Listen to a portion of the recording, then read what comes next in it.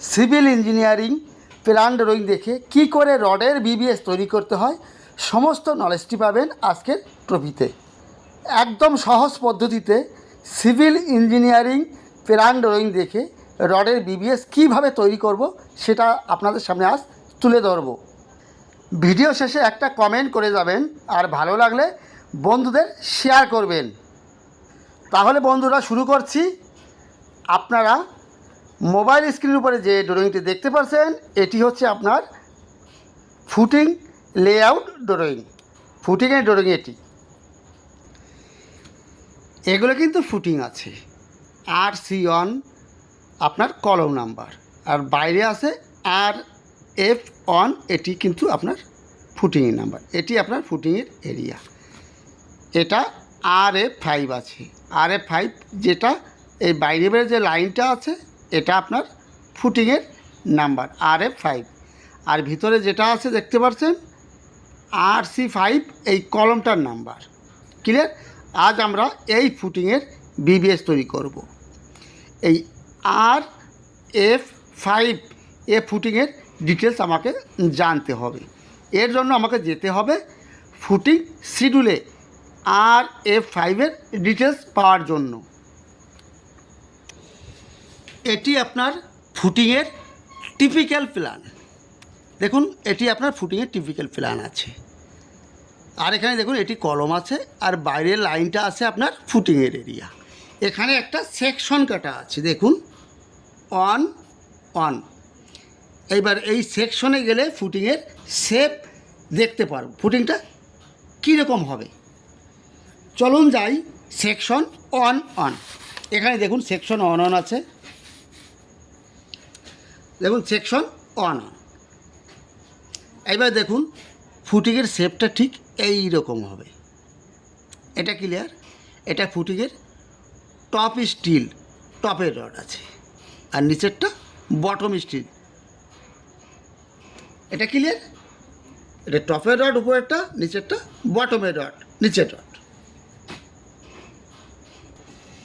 এরপরে যে কাজ, এই ফুটিংয়ে কত মিলি রড আছে সেটা জানার জন্য আমাকে যেতে হবে ফুটিং শিডিউলে।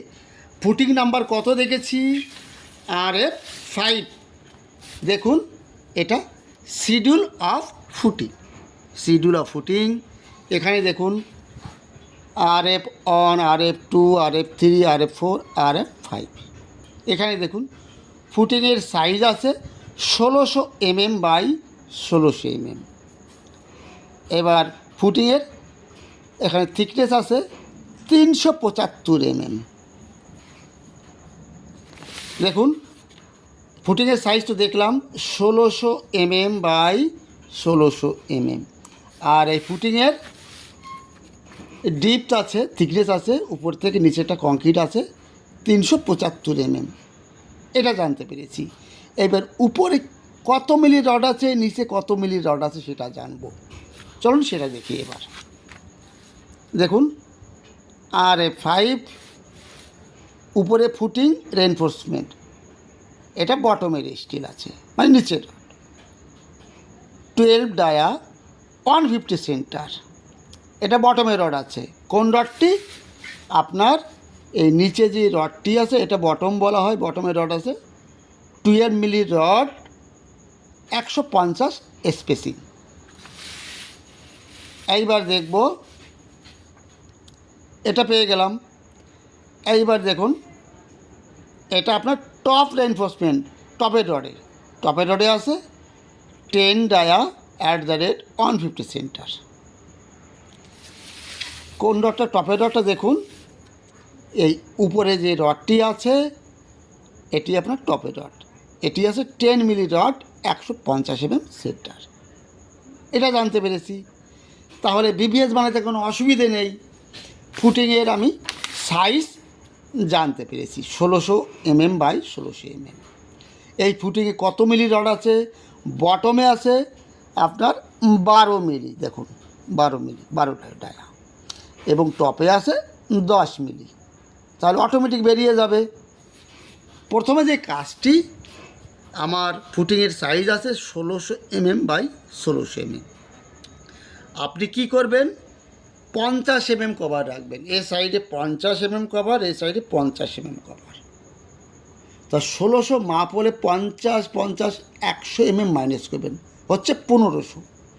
আর এর সাইডেও আপনার 1600 আছে, এর সাইডেও 50 ছোটো রাখবেন রডটা, এই সাইডেও ছোটো রাখবেন 50 তাহলে ফুটিংয়ের রডের লেন্থ 1500 বাই 1500। এটা ক্লিয়ার, কোনো অসুবিধে নেই। সোজা এবার আপনি একটা ফরম্যাট বানিয়ে নেবেন। প্রথমে কী লিখবেন, ফুটিং নাম্বার হয়ে গেল, শেপ লিখবেন, ডায়া লিখবেন, সিএল কাটিং লেন্থ লিখবেন, আর নাম্বারস লিখবেন। আপনার ফুটিংয়ের নাম্বার কত ছিল, RF5, RF5। তা আমি এখন বটমের রড লিখব, বটম, এখানে বটম লিখে দেব, বটম লিখলাম, বটমের স্টিল হবে। এবার শেপের জায়গায় বটমের রড দেখতে কীরকম হয়, দেখুন বটমের রড দেখতে ঠিক এই টাইপের হয়। ক্লিয়ার?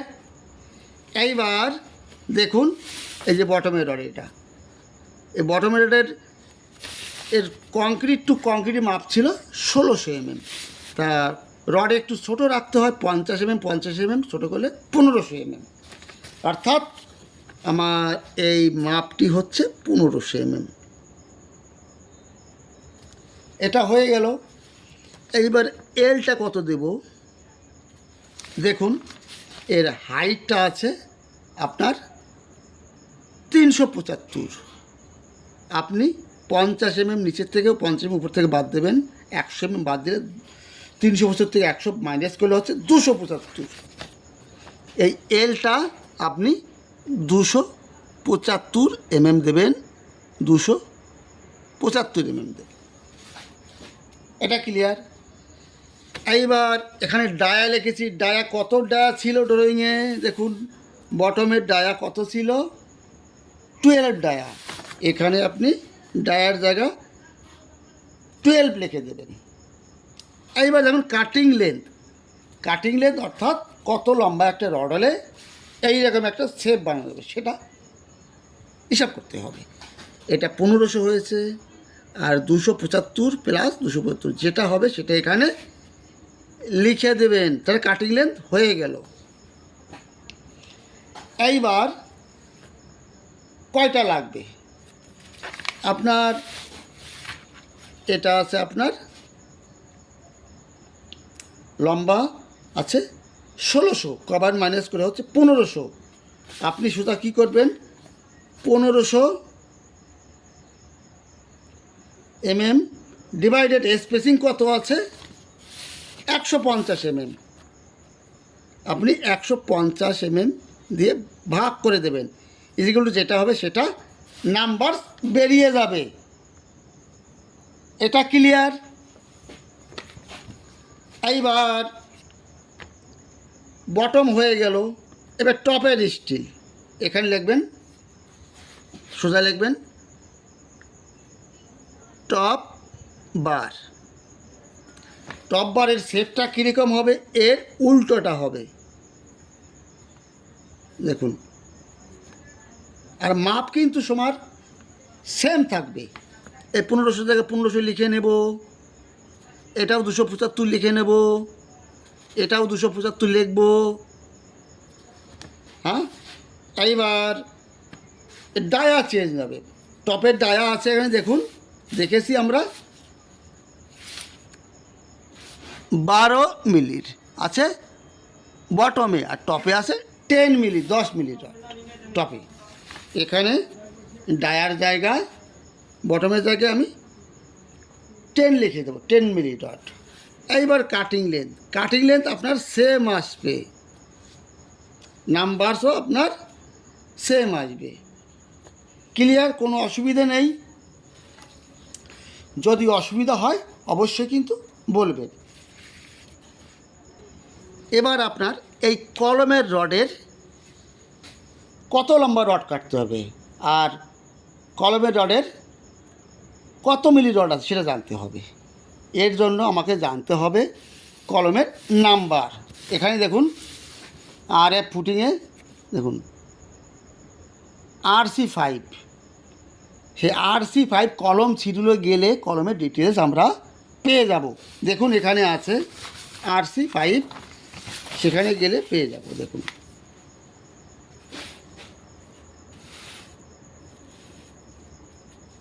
এটা RC4, RC3, RC2। এটা দেখুন এখানে RC5 আছে। কলমের সাইজ আছে 450 mm বাই 450। 16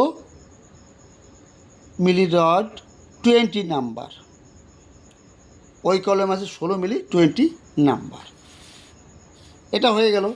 এবার মেইন যে জিনিসটা, এই কলমের রড আছে 16 মিলি রড আছে, এটা জানতে পেরেছি। এই দেখুন 16 মিলি আছে, আর 16 মিলি রড 12টি আছে। এই যে কলমের রড। এবার দেখুন কলমের টপ লেভেল আছে, FFL আছে, দেখুন এখানে আছে 00 লেভেল। আর এখানে দেখুন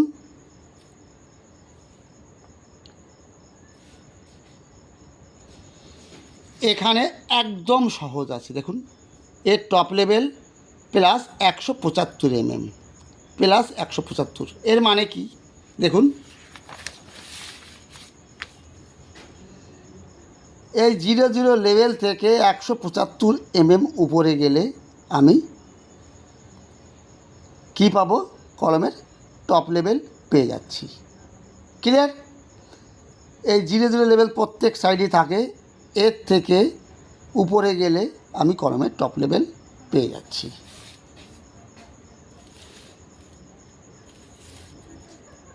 বিশেষ করে এখানে লেভেল হয়েছে, এটা টপ লেভেল পেয়ে গেছি। এবার বটম লেভেলও এখানে আছে। এই টপ লেভেল থেকে বটম লেভেল মাইনাস করলে আমি হাইটটা পেয়ে যাচ্ছি। মনে করলাম আমার হাইট আছে, নিচের থেকে আছে কংক্রিট টু কংক্রিট আছে 3.5 মিটার, তাহলে উপর থেকে 50 mm, নিচের থেকে 50 mm বাদ দেব, তাহলে 3.5 মিটার থেকে 3 মিটার 400। তা কলমের ভার্টিক্যাল দেখতে কীরকম হয় দেখুন, এই টাইপের হয়। এল স্ট্যান্ডার্ড 300 mm স্ট্যান্ডার্ড সাইজ, আর লম্বা রাখবো 3.4 মিটার। আর কত মিলি রড ছিল, 16 ডায়া ইন্টু 12 নাম্বারস, 12টি লাগবে। এত হাইটের আপনার 12টি ভার্টিক্যাল লাগবে। ভার্টিক্যাল অর্থাৎ স্টিল রড লাগবে। এবার রিং তৈরি করতে হবে। কলমের সাইজ তো এখানে দেওয়া আছে, দেখুন